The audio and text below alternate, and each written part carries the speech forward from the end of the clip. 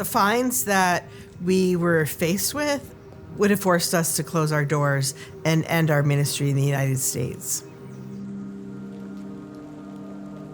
We wanted a shot at the state finals without having to play on the Sabbath.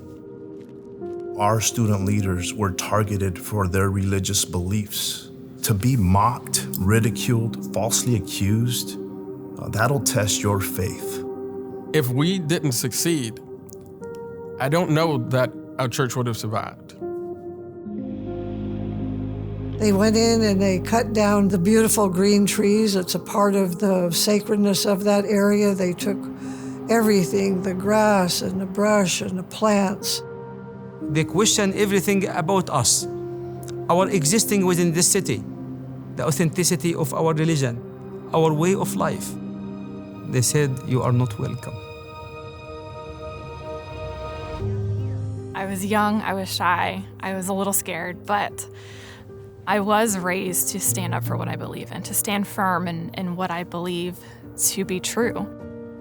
I really felt like this case was something that I needed to do, that somebody needs to step up and say, we've got to treat churches and ministers fairly under the law. The Lord has placed upon my heart for my whole life that I should always, always fight for life. I made a promise to myself. Promise that I would fight back someday. Promise that I would go back to my roots. And that's what inspired me to seek help in challenging the Army's uniform ban. It was more than playing basketball. We wanted our children to understand the importance of standing up for what they believe. I received an email from the Becket Fund. Basically, the email said, "Hey, we read about your case and we want to help you." That meant a lot to me because I had just prayed and told God. I said, "You got to send me help." And I think I saw that email the next day. I believe strongly that the Constitution is on our side, but we need someone to represent us in a court. It was obvious that we need a lawyer. And it was equally obvious that we cannot afford a lawyer. But the Becket group calmed this old lady's nerves. This was harder than going through COVID. It wasn't until we were introduced to Becket that they were able to chart out for us a manner in which we could have our voices heard. They came and they saved us. They've done something that nobody else would do. They're our heroes. We chose Becket because Becket is so passionate about recognizing that religious liberty is for everyone, and because they win their cases. We won our case and it was unanimous. To God be the glory. We won. We did not only won our case, the Constitution won.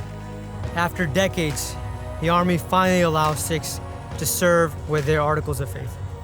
I think it was the most exciting moment of my life because there were several hundred people rooting for us.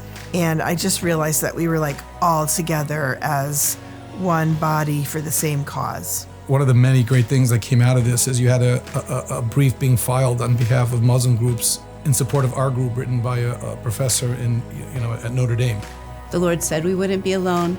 He said we don't have to be afraid. And working with Becket has instilled that so strongly in my heart that I'm not alone and I don't need to be afraid.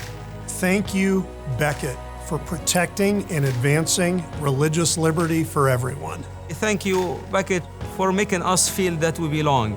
And making sure that those of us who care about these issues always have an advocate who can take these cases and step into the court and win. Thank you, Becket, for giving me a voice.